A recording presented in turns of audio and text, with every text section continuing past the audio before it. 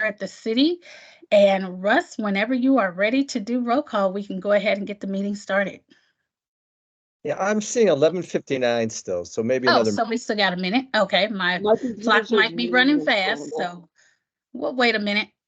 And I see Rachel's here and Susan's here, Russ and Keith. I don't see Sarah here. Is Sarah I here? thought I saw Sarah. Okay, hold on just a second. I thought I saw her log on. She is not here now. And I'm not seeing Michelle Eisenberg. Okay, we'll wait a few more minutes. Yep. She must have been sick because her Cowboys lost against the Bills. That's right. That's right. Michelle is quite the Cowboys fan. That is correct. I think the Dolphins are going to win the Super Bowl, Mr. Randall. I've got a pretty bad feeling about the Dolphins. It's going to be the Bills and I think the 49ers. I'm worried about the Eagles, though. The Eagles have not been good the last few weeks. Yeah, so I know this is being recorded, but I'm going to ask it anyway. Is this all football? Yes. Yes. Who is that asking that? Oh, that was me. Yeah, I have to ask if that's football. I realize baseball season's over, but isn't it Yes, also it is, basketball Stacey. season? Well, Are we could talk you? Phoenix Suns too. Yes, we could, Stacy. I would know that just as well. Stacy, who's your sports team? My sports team, well, let's see. I'm from Atlanta. Of course. So the Falcons didn't count when I grew up as a NFL team. They were like junior league. And the Braves weren't very good in the 80s when I grew up either. So I never really got into sports. And I liked the Hawks the best of all of those. And then I went to U of A. So I went to some college basketball games. Arizona literally lost to Purdue, though. And I do not follow sports of this nature at all, but you can talk to me about skiers. Mr. Randall, I have been saying this for the past few days before we start this meeting. I've been saying this for the past few days that Zach Edey is going to be a problem in the NBA when he goes there. He's going to be a big problem. He's huge. He's a big man. Can we start the meeting, please? Yeah. Can we start the meeting? I just texted you, Rachel. I was going to ask you to reach out to Sarah because I thought I saw her log on and then drop off right after Susan logged on. So I don't know if she's having trouble logging on. I'll get a hold of her.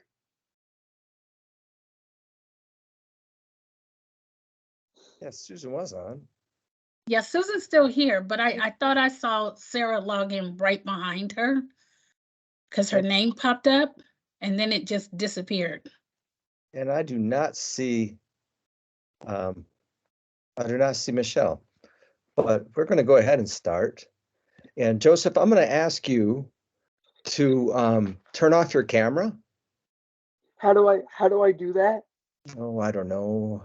How do Joseph, I do that? it should be on your upper right-hand side. Third from the leave button. 3 to the left of the leave button. Oh yeah, the camera. Do you want me to turn off my mic as well? Yeah, until we call for your report. Okay. Thanks, Joseph. Gotcha. And this is Chair Russ Randall, and I'm going to call the meeting to order. And I have 12:02 on my phone. And Lisa, if I could ask you please take roll? Absolutely. We'll start with you, Russ Randall. I'm here. Okay, Susan Parrington. Present. Sarah Dorman. Okay, so we still don't have her. Rachel Simakanda. Present. Keith Becker. Present. And Michelle Eisenberg. Okay. So we're missing Sarah and Michelle. Right. And I am going to go ahead and read the protocol for members and participants. All commissioners and really participants should have their microphones on mute to keep the background noise out of the chat room. The chair of the meeting will ensure that everyone has an opportunity to speak if they would like. Commissioners should use the chat function to inform the chair that they would like to make a statement, and the chair will announce the commissioners to speak in the order in which they appear in the chat. And just for these commission meetings, please turn on your cameras when speaking, and that is in the interest of accessibility.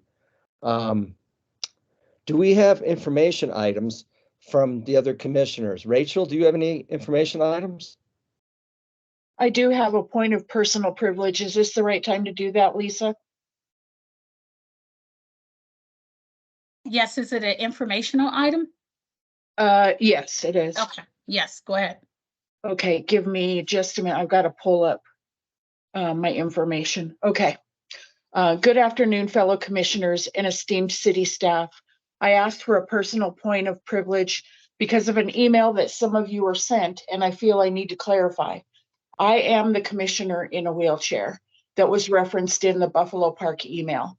Sadly, first person language was not used to address me. My name is Rachel Simaconda, and I am a commissioner with a disability. I want to use this as a learning experience for all involved and others. When speaking about a person, please use a given name when possible. That is what first person language is. I am disappointed, but hopefully after this personal point of privilege, we can all move forward a bit more aware of how we should refer to anyone we come in contact with. Let's use this as an opportunity to grow together in how to approach differently abled community citizens as a whole. And I am done. And Rachel, do you have any information regarding the community or events to share with the commission? I do have stuff. Reggie and I will be presenting that during my liaison time. Okay. And then Keith, do you have anything about the community to share with the commission? I do not. And Susan, do you? I do not. And I really don't either. So we will move on to next on our agenda, the liaison participation. And I guess this is from you, Lisa, since Mariah is out sick today. Right, but I'm actually going to pitch this over to Stacy, and there's a particular reason why. Stacy, I wasn't able to attend the city council meeting yesterday. So if you have any updates that you would like to share with CIAL, that would be great. Lisa, actually, I think that would be more of an update that would come from mayor as your council liaison than from staff in general. I do not have any updates at this time from the council meeting last night. Okay, thank you. I appreciate that. Didn't want to pull Mayor Daggett unnecessarily, but if you do have something that you would like to bring to the meeting, I would greatly appreciate it, Mayor Daggett. I do. I have very exciting news. The city just received $9.6 million from the Department of Transportation to complete our complete streets design on Butler Avenue, which includes 3 intersections, doing protected intersections, and separating the bike lanes from the road, and doing a new pedestrian crossing and some other things that should slow down traffic on the portion from the south side down to Sawmill, about Sawmill. So that is very exciting. This has been one of my priorities, and I'm so glad to see it funded. Well, thank you, Mayor. That is Thank you, exciting. Mayor Daggett. And we look forward to once construction is over, but we look forward to using Butler in a perhaps more accessible and safe way. So thank you. Is Estella Hollander here today? I don't see her listed. Yeah, I didn't either. Yeah. So I can provide an update because I serve on the Mobility Planning Council with Estella. the Planning Council has been doing a lot of review with regards to specifically wheelchair accessible vehicles in Flagstaff. And we have a shockingly low number of wheelchair accessible vehicles for the use by the public in the city of Flagstaff. So that is something that the Mobility Planning Council is working on. The Planning Council actually has a subcommittee that is actually contacting like the taxi cab companies and like Lyft and Uber folks to see if they have any accessible wheelchairs or wheelchair accessible vehicles, and presently they don't.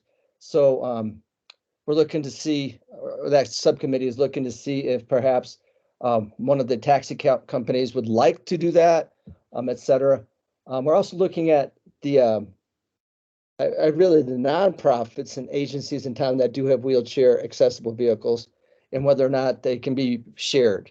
But there's a lot of work going on with regards to developing more accessible transportation in the city. So ongoing process, ongoing thing to kind of be working towards. Joseph, do you have anything to report as the youth liaison? Specifically information from the community practice team?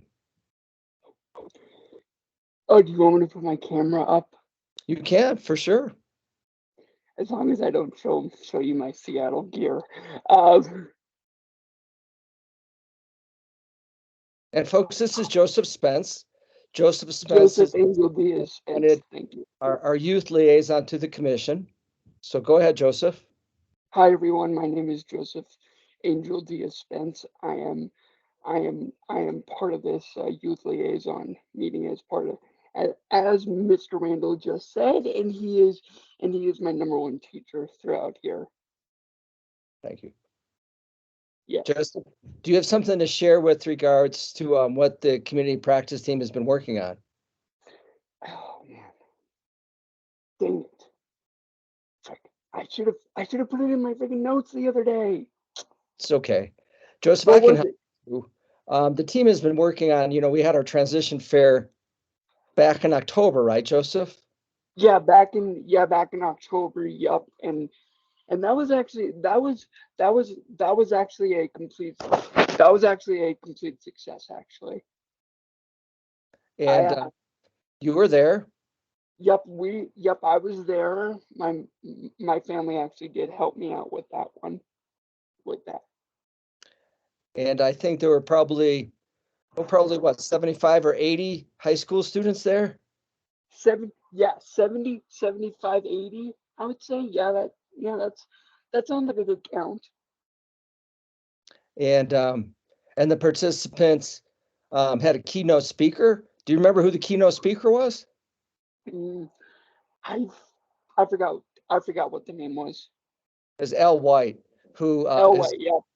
A former vice mayor for the city of Flagstaff. Actually, he was there and he spoke about his life and things he's accomplished in his life.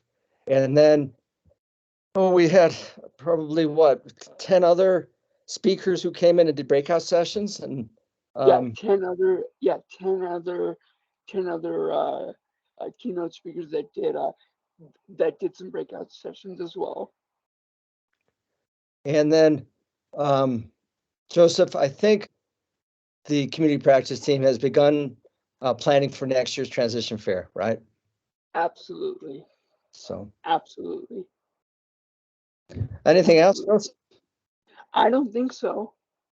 Okay. Thank you, Joseph. Absolutely. And you can go ahead and turn off your mic now, if you would, and your camera. And then Rachel, I think next on our agenda, we have you up to speak to the parking liaison position that we have with the commission. And then I think you're also going to speak, since Jamie Martinez was not able to attend today, and he's our sidewalk enforcement liaison.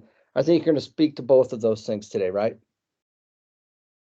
I am. Thank you, Russ. Good morning, everybody. Afternoon. As far as the parking liaison goes, I have reached out to Flagstaff Police Department. They are vetting me as we speak. I will be doing, I think it's called civilian training. Can you guys hear me? I'm getting some feedback in my mic. Good. Okay. Yes, if Anyway, everybody can mute, that would help Rachel as she is speaking so that we don't get the feedback. So if you could go on mute until you're asked to speak. Thank you. thanks, Lisa. So as far as parking liaison goes, that's where we sit with that. I'm hoping that possibly by next week, I will have more to report about doing the training and where we're going to hit the road running. That's it for parking liaison. And Jamie and I are co-liaisons for both of these positions. And Jamie unfortunately got pulled into training for his job. And so that's why I'm reporting for him. But I have reached out to Reggie. Hi, Reggie. Hi, Kevin. And we are working on how best Jamie and I can work with Reggie. And if it's all right, I'm going to ask Reggie to speak just a little bit about what him and I discussed last time we spoke.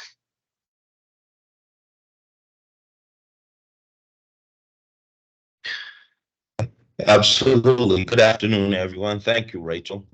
It was great talking to you the other day, by the way. So, what we've discussed, part of the things that Jamie and Rachel can really benefit code compliance staff is we really would like them to be our eyes and ears, and basically be able to, alert us as to things that are out there.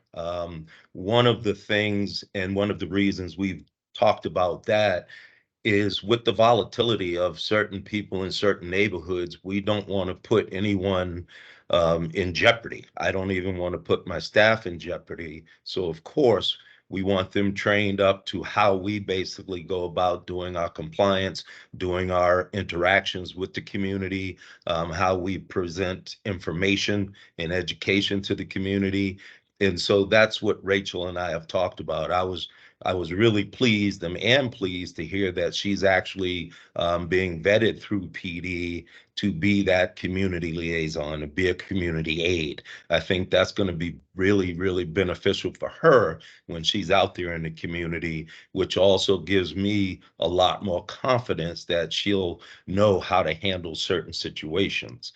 And so, again, for myself and my staff, again, we can't be out there all the time as far as being in the right place at the right time. And so we do need reports.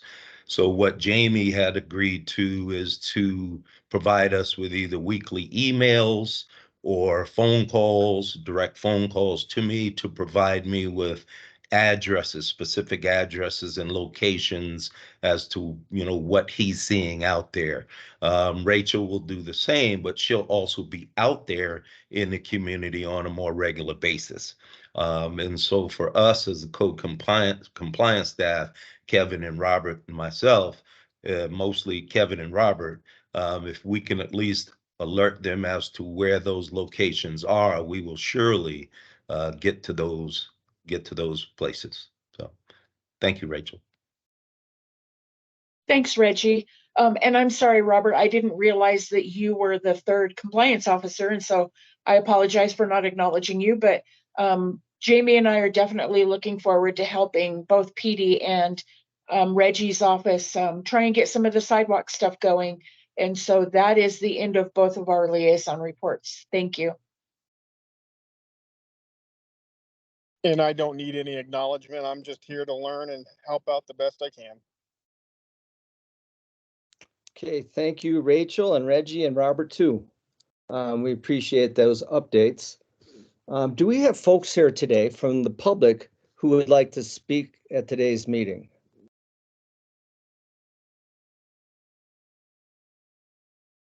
I don't think so. Lisa, oh, I do see a hand up now. Yeah, Martin. Okay, Martin. I'm really not a member of the public, but I wanted to let the group know that two federal documents have come out in the last couple of months that I think are relevant to the work of this commission. One is PROAG, which of course stands for Public Rights-of-Way Accessibility Guidelines. It is published by the Access Board and is part of ADA. Sometime earlier this fall, it was elevated from best practices to a published rule. So it is essentially the answer to the question of what do we need to do to meet ADA in the public right-of-way. And it applies to things like where push buttons are located and what curb ramps look like. And so it's really the first kind of detailed guidance we have for how we build sidewalks and other accessible features that are in the public right-of-way. The next step for it would be to be formally adopted as a standard, which would make it the rule of the law. In other words, it would be federal law to meet these standards. That has not happened yet. That may be down the road. Mark, I'm sorry to interrupt you, but that's with the Department of Justice, right? Yes, specifically the Access Board. Thank you. Department of Justice would get involved if it becomes the law of the land as a standard in terms of when it's the law, it's enforceable, and the Justice Department is the group that does that. So the second document is another long federal acronym. This one is MUTCD, which stands for Manual on Uniform Traffic Control Devices. And it tells us things like what signage should look like, where it should be placed, what crosswalks should look like, and that sort of thing. Again, there's a lot in it that has direct relevance to pedestrian accommodation and accessible accommodation. And the new 2023 version of it was just released like 2 days ago. So if you want, I mean, both of these I think are, close to 1,000 page. Well, the MUTCD is close to 1,000 pages. PROAG is shorter. But if you'd like at a future meeting, I'd be happy to give you a quick presentation as like a primer on what's in it and how it affects our work.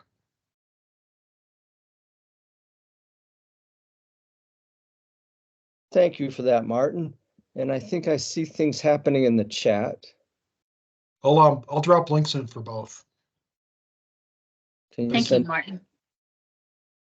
And Martin, I think we would like to have you attend a future meeting to kind of help us work through those documents and those plans with your expertise.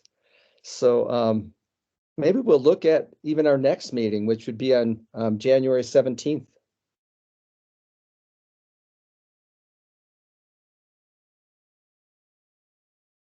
So I think we'll ask Mariah to send you the invite and the link for our next meeting on the 17th. But thank you for that update, Martin.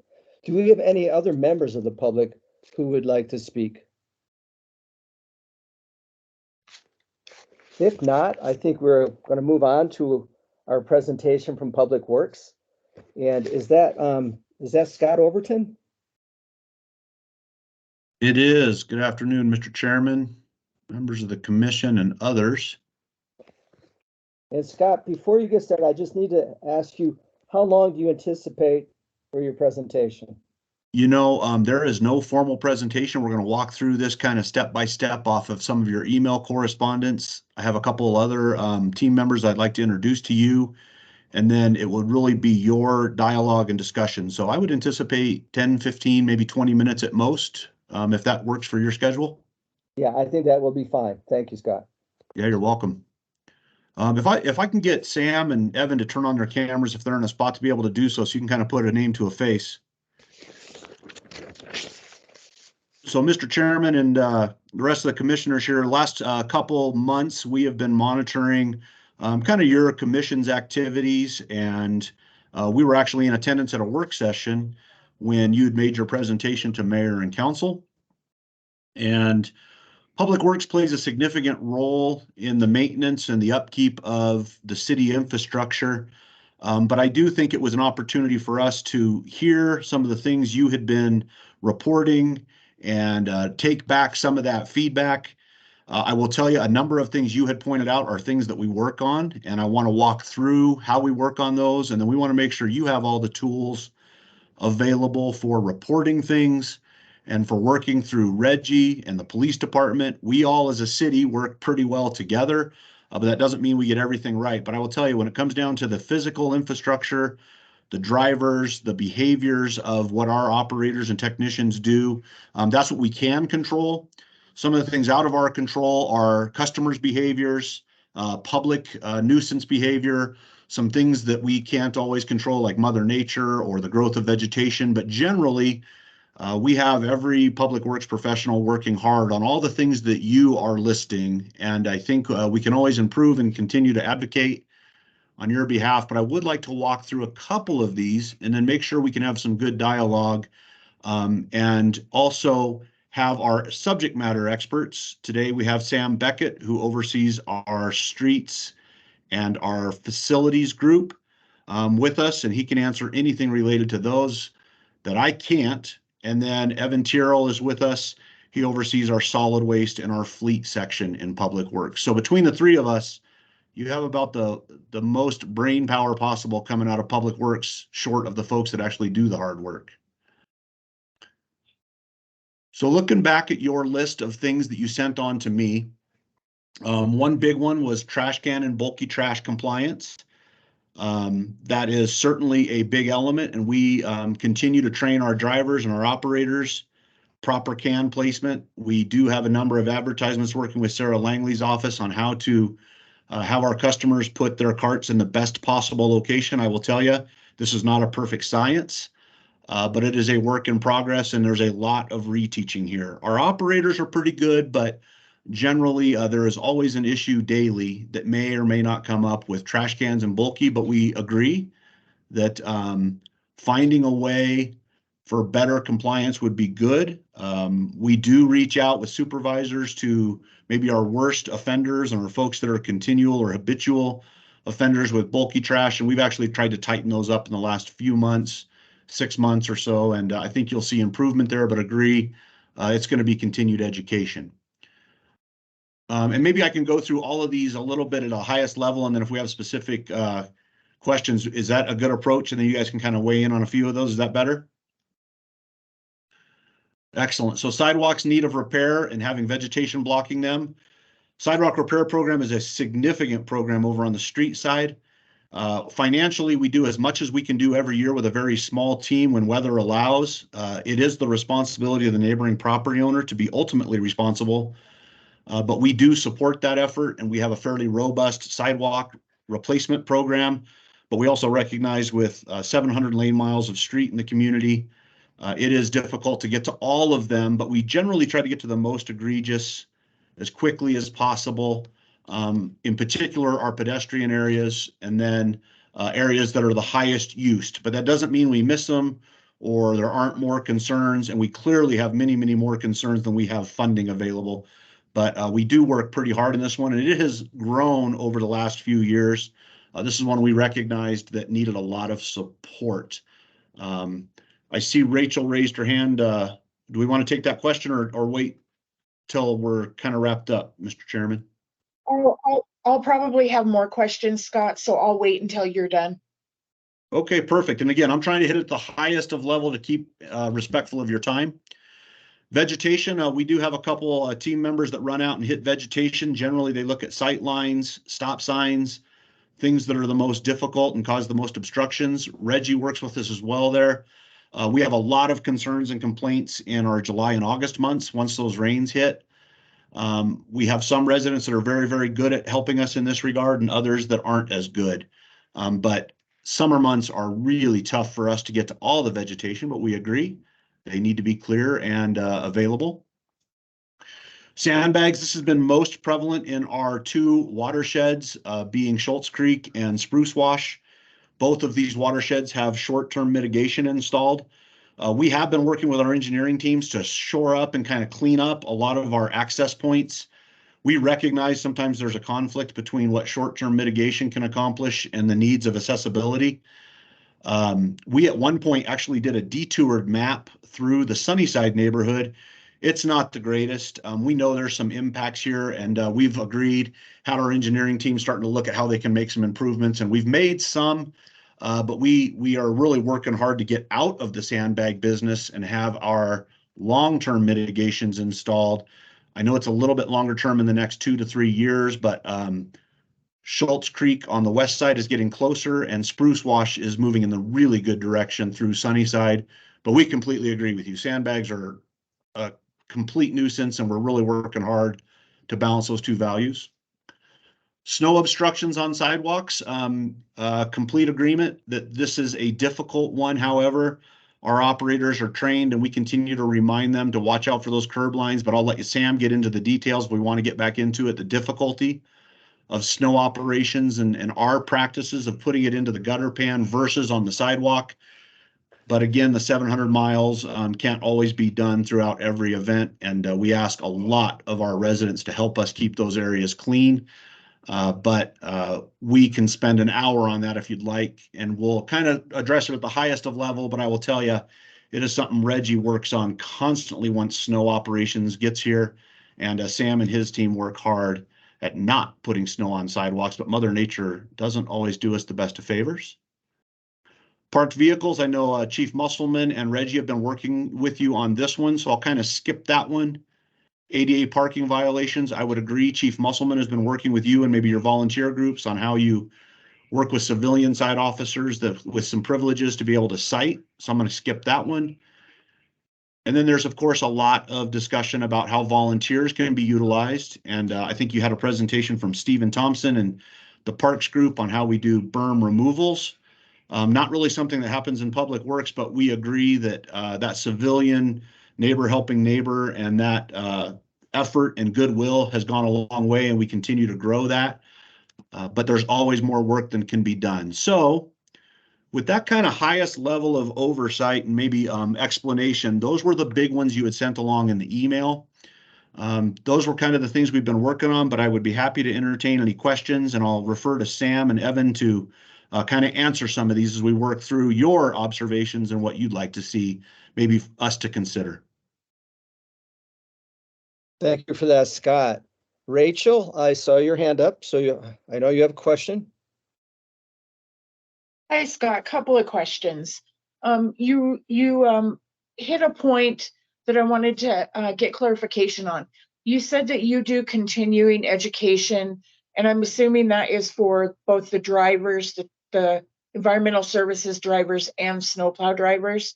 But is your office responsible also for education of consumers? Are you referring to the recycle carts, the bulky trash, snow, or all of it? Everything. So let's start with snow. I'm going to have Sam kick that one off, snow and vegetation, and then I'll have Evan follow up with what we do with the public on trash and bulky. Okay. So I guess my question is, are you giving out pamphlets to citizens when one of your city staff sees a violation? Sam, let's start with snow and how we communicate our education pieces, and then we'll come to you, Evan, with best practices. Thanks, Scott. Yeah. Yeah, with snow in particular, are we referring to sidewalks? I guess, is that the question? If there's a violation with snow on sidewalks? Yes. So as we hear those, unfortunately, we don't make those direct communications. That's not our role or our responsibility. We don't do code enforcement, right? That's a city code item. That's where we work closely with Reggie and understanding he has limited resources. But as we see them, we do try and communicate that. Unfortunately, as we work through neighborhoods, there's just so many of them. Our teams and our crews, their primary focus is watch your road, watch your drive surface, and be safe in your operation. We don't ask them as a best practice to watch to see if sidewalks are cleared.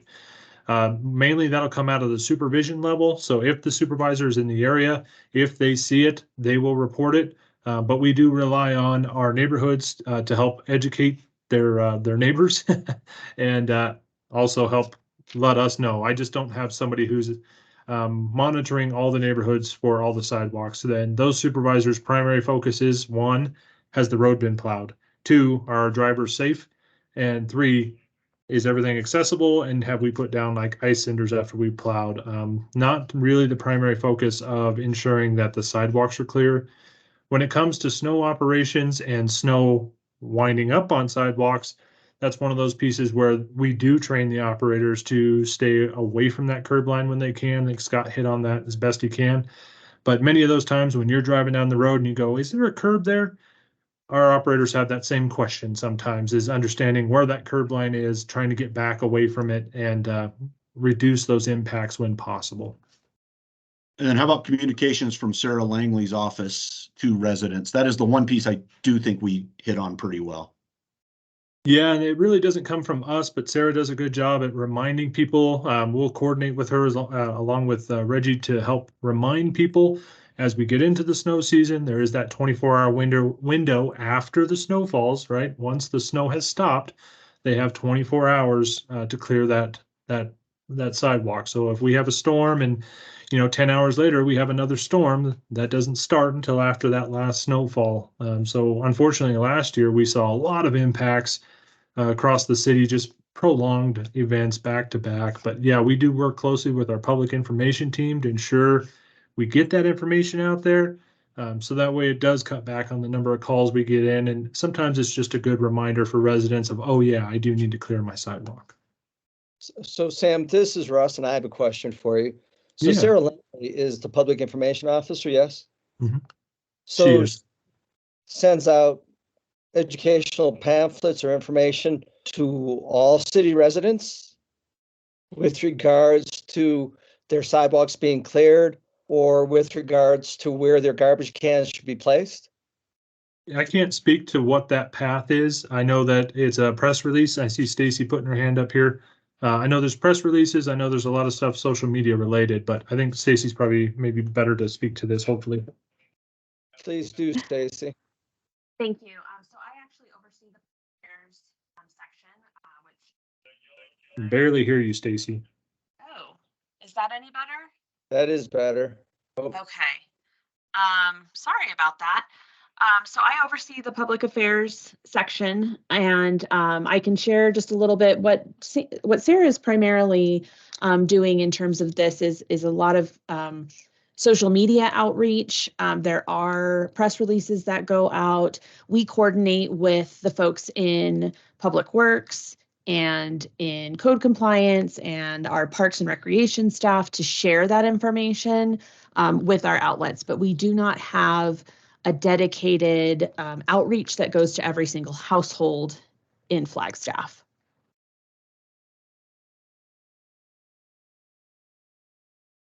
So I guess I understand that. So if a person is not on social media and a person doesn't get the Daily Sun or I guess follow CAP News, then that resident doesn't receive that information.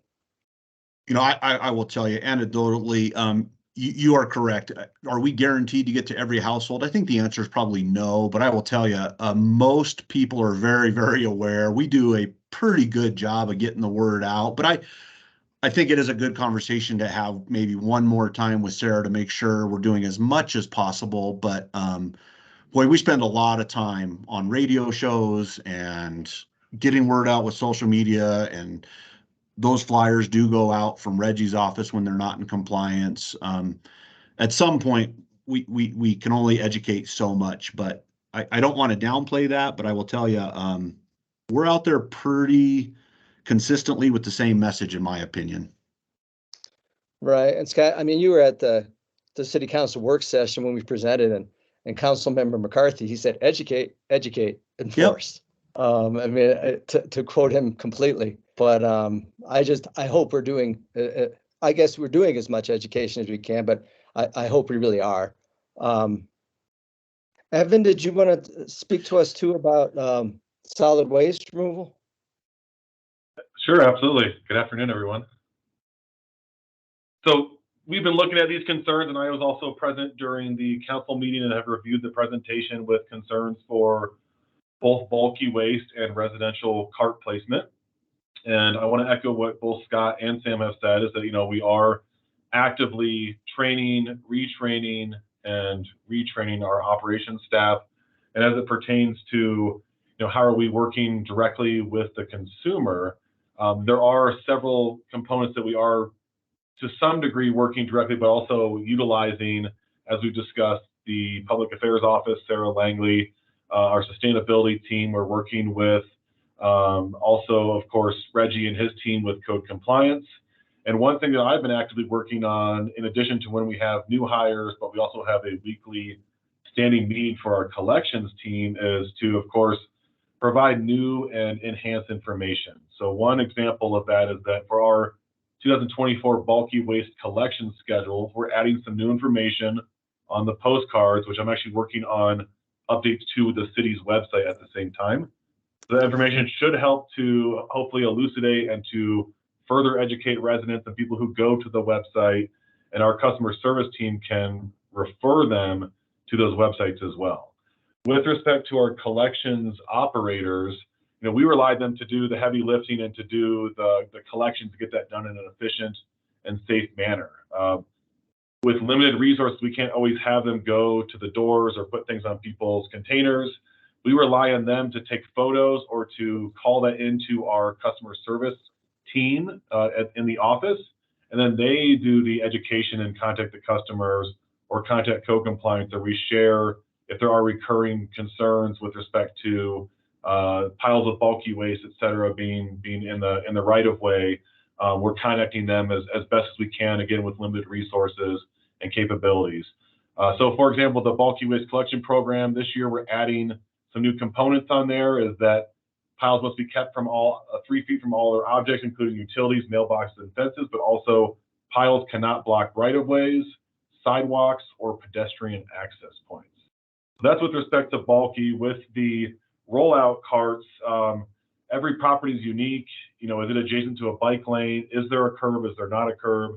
Is the sidewalk immediately adjacent to the curb of the street? So we're looking at all those items as well, but also we will also be looking at adding stickers to the carts in the future. We have some. Oftentimes these carts will have stickers saying, keep 3 feet of space in between all objects, right-of-ways, et cetera. I can't commit to doing that right now and how quickly that could happen. Those are all items that we're consistently evaluating and looking at how can we improve communications, education for not only our drivers, but also the residents and consumers at these locations. Okay, thank you for that, Evan. Quite frankly, I walk many sidewalks in many neighborhoods in the city, and garbage cans are placed on sidewalks in huge numbers, both by the resident as well as by the garbage truck driver. I have stood in front of my house and watched the garbage truck driver drop that garbage can on my sidewalk. So, I don't know. I know you all realize that when a garbage can is sitting on a sidewalk, it makes the sidewalk inaccessible for most people, and especially for folks who have mobility challenges. But it's a very, very common occurrence in our city. Yeah, I will tell you, we also get a lot of feedback from our bicycle community. They want them on the sidewalk, not in the bike lane. We're in a really tough spot where there's parkways, it's great. Where there's extra shoulder, it's great. I don't know if we'll ever get it right. Ideally, it's sitting in that gutter pan right on the edge of the road, off of the sidewalk. But I will tell you, and Evan said it well, hundreds of different locations have different treatments. Every driver might run a different route. We do have that retraining piece for best practice, but it's not always ideal. And then the bicycle community will tell us the exact opposite. So it's tough. I don't know if we'll ever make anyone happy, or at least everyone. But we need to make our sidewalks accessible, Scott. I agree. Whether they're happy or not. The I agree. sidewalks to be accessible. I don't disagree with you. But thanks. And I see a couple of hands up, and I'm trying to see, I think Robert Solomon and maybe Yes. Kevin. Joseph had his hand up for a while, and then Robert.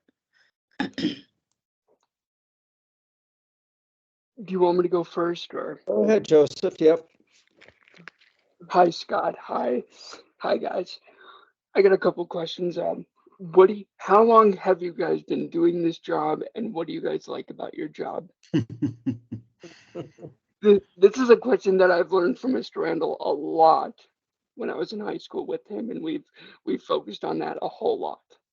Yeah, that's a great question. Do you like to go by Joseph? Yes, I do. And as you guys can see, I am wearing a Seahawks shirt today. But what do you guys like about your job? Well, I won't hold the Hey, Seahawks against you, but it, Joseph, it's a great question, and I will tell you, for all of us, we've been in it a long time in different aspects of industry. For me, I like the variety. I think we're all public servants at heart, and we're all here to try to do bigger and better things for our community. But at the end of the day, we all work for the community. We work for the people who live here, and we're trying to make this place a better place. And we really instill that same attitude with all of our 114 staff members, and that's our goal, right? To make sure And that you we're guys are trying doing a to good live up to job that with it. standard.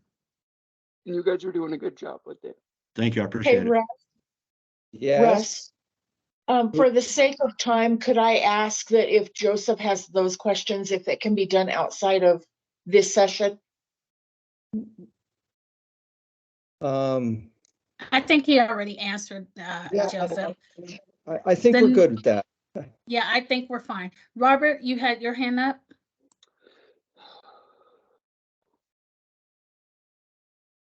Yeah, I did. I just like to say that, you know, in my rounds when I drive out there, I've seen trash cans with a sticker on it, and that sticker is a depiction of where the trash can is supposed to go, but the drawing makes it appear like they're supposed to put it on the sidewalk and not in the street. So I don't know if that's why people are getting confused, and maybe a new sticker should be drawn up or printed out that we can actually place on the trash cans that would educate residents where that trash can should go.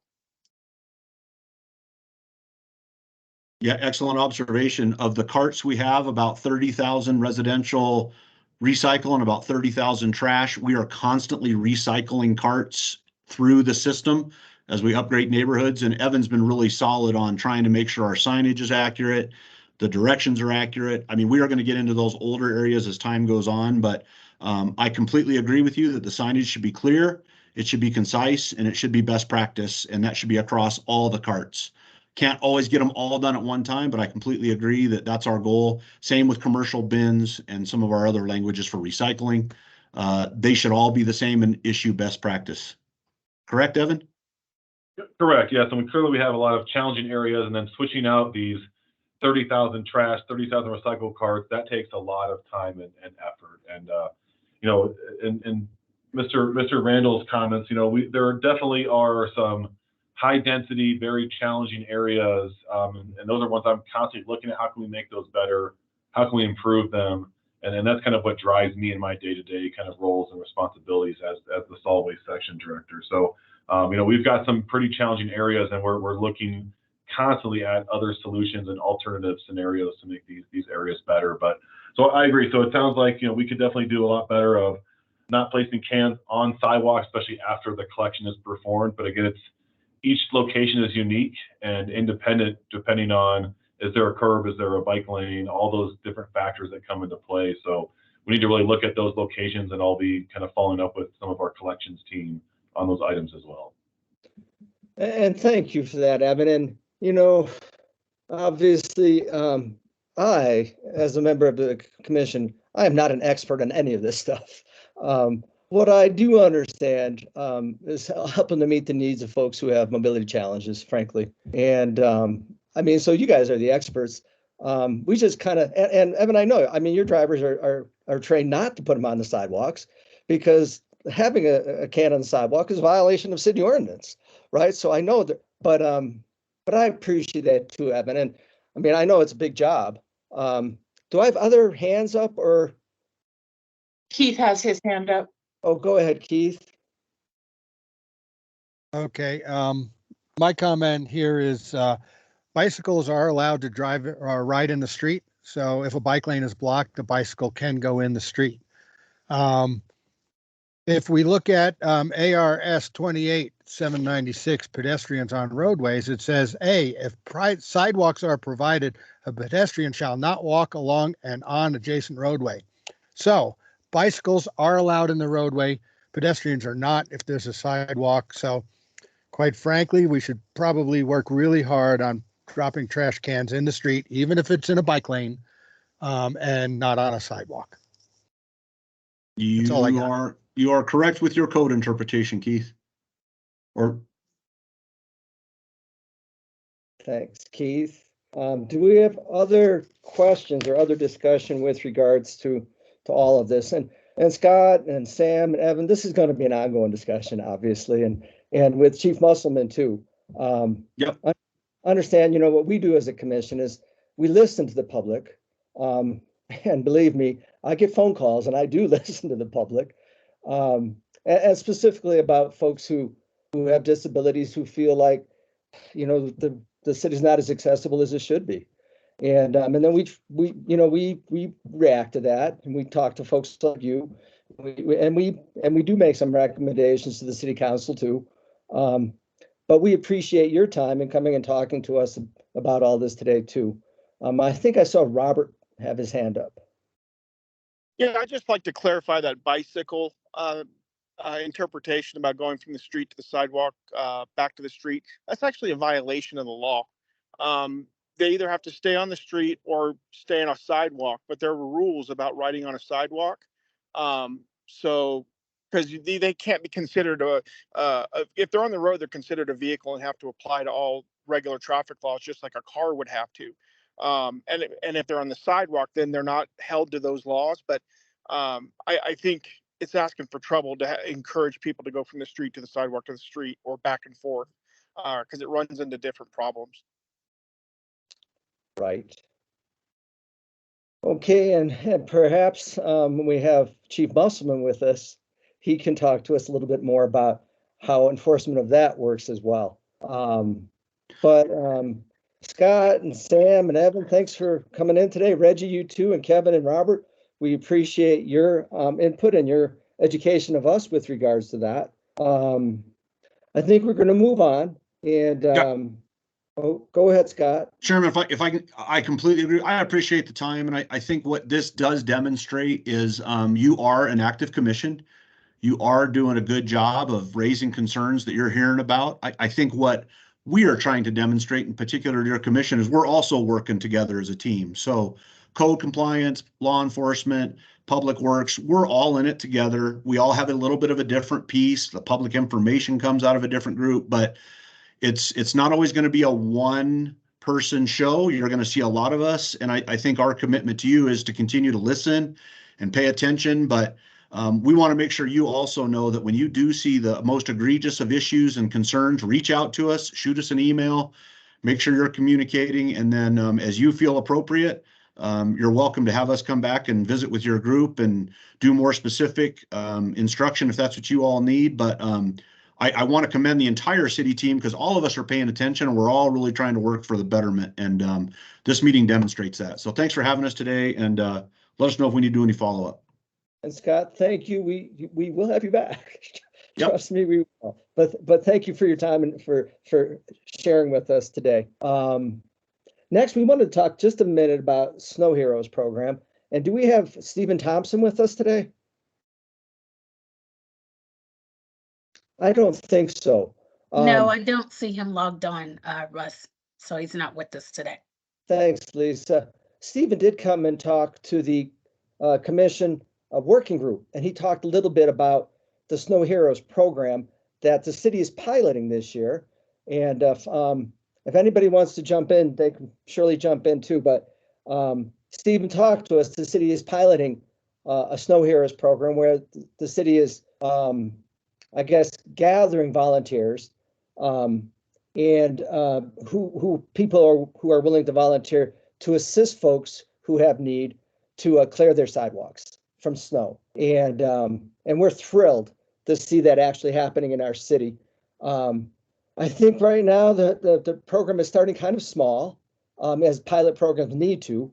And I think the identified consumers of the program are the folks who are already signed in to have assistance with regards to snow berm removal when that happens. So, but again, as a commission, we are thrilled to see the city piloting this program, and then hopefully to see it actually work out well and then actually grow in the future.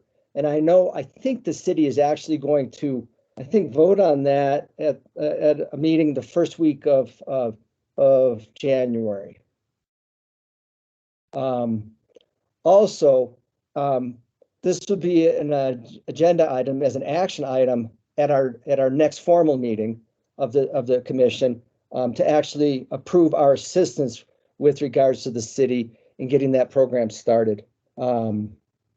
Next up, really quickly, I'd like us to. Stacy Salzberg has her hand up. Oh, thank you, Stacy.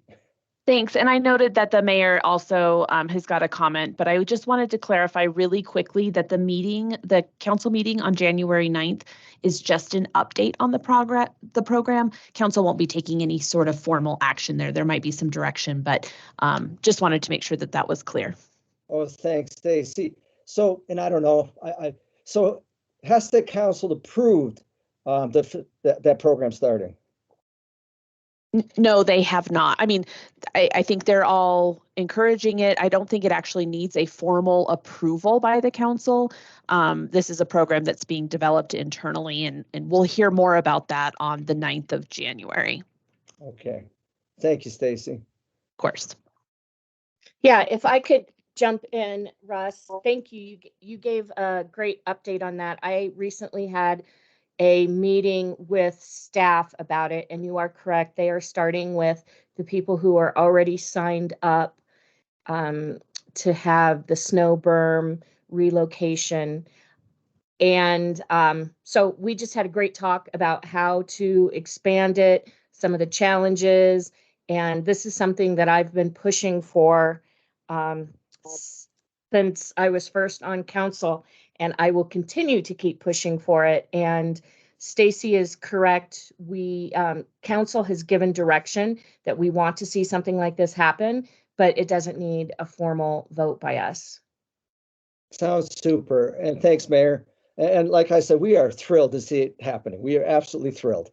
That fills a big need for an awful lot of folks in our community. So we're excited about that. Next up, and I think this would be, I think you, Rachel, to talk a little bit about the roles and responsibilities of our two new liaisons. So do you want to speak to that, Rachel? I will. Thank you, Russ. I believe two commission meetings ago, the commission adopted two roles for commissioners. The first one would be an existing one, but one that has not been used since before COVID, and that is parking liaison with the police department. I was nominated and have accepted that role, and I'm in the progress of completing everything I need to so that I will be able to help enforce and help educate, that sort of thing, citizens about ADA compliance. The second position was accepted by Jamie Martinez, who is a former commissioner, but is also part of the working group where we are working on sidewalk compliance and enforcement. And both of us are working directly with Reggie's office. And we are in the process of, like Reggie said, compiling a once a week email for sidewalk issues that need some attention, as well as when I'm out in the community doing my parking liaison work, I will also be noting things for code compliance, sending it to Jamie, and then Jamie will be forwarding it to Reggie. And then hopefully Reggie and I will be able to talk, and he can advise either his staff or I, can you take a pamphlet here or take a pamphlet there? Of course, safety is the first issue, and Reggie will be in charge of telling Jamie and I where we can drop off pamphlets, what we can do, what we cannot do. But in the role as liaisons, we are working directly with the police department and with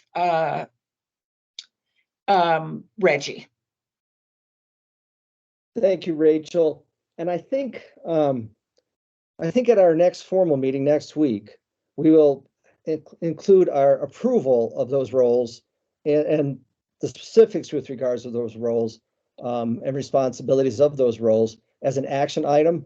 So I'm going to ask Rachel if you and Jamie could actually write up what each of those roles are and the responsibilities attached to those roles. And then we'll vote to approve those or not, but we'll vote to approve those at the next week's meeting. I will get the message to Jamie and we will get them sent to you probably Tuesday, before next Tuesday. And then we'll vote on them, just to kind of formally approve it. So, but thank you, Rachel, for that.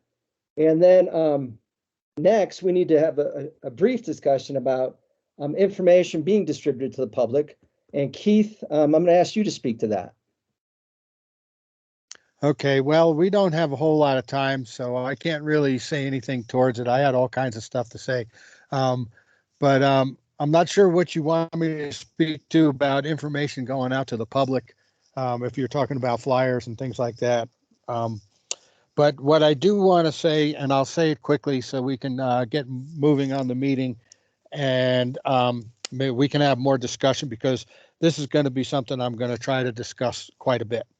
I heard tonight that everybody has limited resources, and to solve or at least assist with a lot of issues and problems we have, I would like to entertain some discussions along the lines of maybe creating a new department within the city along the lines of safe sidewalks.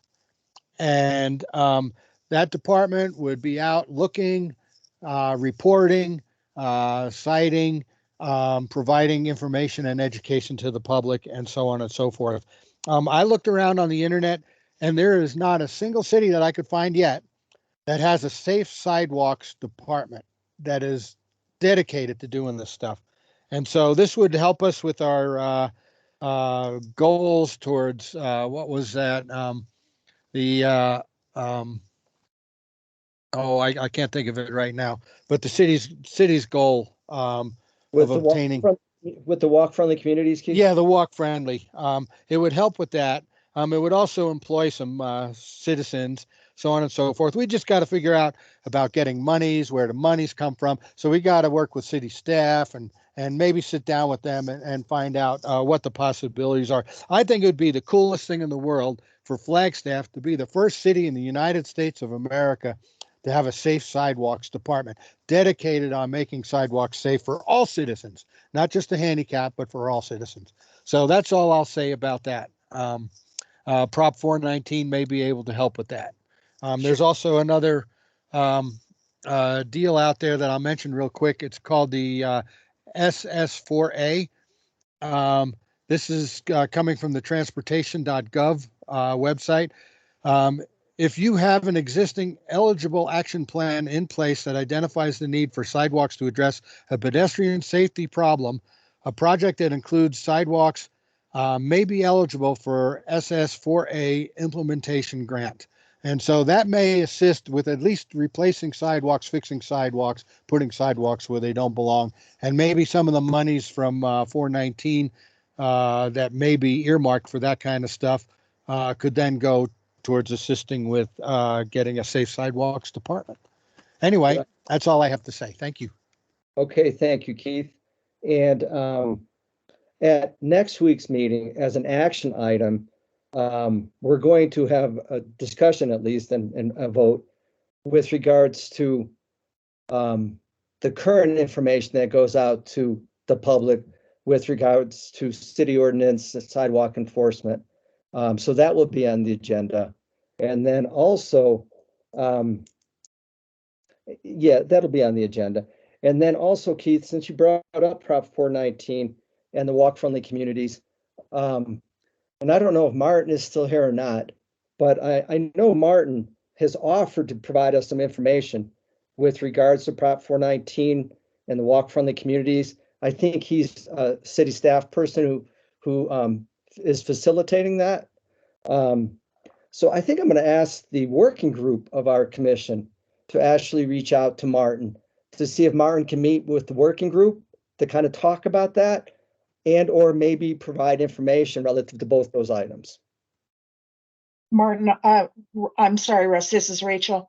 I will have Lisa, do you mind reaching out to Martin and finding out? And I will get in touch with you and give you our next meeting dates so that Martin, if he can attend, can choose one of those. Okay, that would be great. And Martin did say that he can meet with the working group. So, and I also want to reiterate, you guys, that Keith, thank you for your acknowledgement and your statement. But Reggie wanted to iterate that a lot of what you talked about for friendly communities, his department already deals with a lot of that. So there wouldn't be a need to have a new department, but we can definitely add to it some of the suggestions that you talked about in terms of looking for grants and opportunities. As a city staff member, we can definitely make sure that that information gets to the appropriate department. But I wanted to reiterate what Reggie had wrote off to the side. Okay, thank you for that, Lisa, and thank you, Rachel, and Keith as well. And I'm not sure that I've been able to read all the chats that have occurred throughout the meeting. But I think we're good to move on to with regards to the date of our next meeting. Our next working group meeting will be January 17th, and our next regular meeting will be a week from today on the 27th. And unless I have something else we need to discuss, like out of the chat that I haven't covered. And is there anything else there, Lisa? I do see something. I had to scroll back up and I missed it, but Mayor Deckett had put in a article that was written up about the city being awarded a $9.6 million grant for our Butler Avenue completion. And then there was another informational item that she put in about safe streets. So if you all have access to the chat, make sure that you just kind of review that information, because she wanted to alert us to those two things. Other than that, I think we're fine. I think we've gotten everything in the chat. Thank you, Lisa. And I see Rachel put, Lisa, can I reach out to Martin? Yeah, Rachel, you can reach out to Martin. But Lisa, can I do that, or do I need to go through you? You know what? Can you come through me first, and then I will forward it over to Martin? That way we'll just continue to streamline it through the staff liaisons. Thank you. Absolutely. Thank you. But I mean, Martin, but he's hiding. Thank you for that, Martin. My understanding is commissioners, we can talk to staff people as commissioners, right? Stacy Salzberg or Stacy Fober? Yes, we do want to keep the staff liaisons. Sorry, Martin just wrote he'll be hiding. We do want to keep staff liaisons in the loop on what is happening, though. So perhaps Rachel could just copy Lisa on the email if she's reaching out to Martin, just so we make sure that everyone stays in the loop and knows what's going on. So did you hear that, Rachel? So you can reach out to Martin just to copy Lisa and Mariah, I guess, right? So, right. Yes, just to keep them in the loop. Yes, and I'm sorry, I meant to reiterate it. I just needed to be kept in the loop. But you are correct, Russ. You guys can reach out. The staff liaisons just need to be CC'd in on the emails. Yes. I would also encourage you all to, when you email staff, not only to copy the staff liaison, but if you're inviting them to a work group session or a regular meeting, to work through the staff liaison for that one so that we can ensure it gets on their calendar properly. Sounds good. Sounds good. Okay, well, I think Stacy, I will CC you and Lisa and Mariah on all of January's working group meetings. Terrific. And I am already invited to those meetings, so we should be good there. Okay, thanks. And with that, and Lisa, I think you and I are going to meet after this meeting, immediately after. So don't close out the meeting to plan. And I will be there as well. Right, Rachel, to plan next week's meeting, right, Lisa? Yes, yes. Okay. Okay, so I'm going to call this meeting. I'm going to close it, and we're going to call it adjourned at, I think, 1:09. That is correct. Thanks, everybody. We appreciate your coming today. Thanks, everyone. Great. And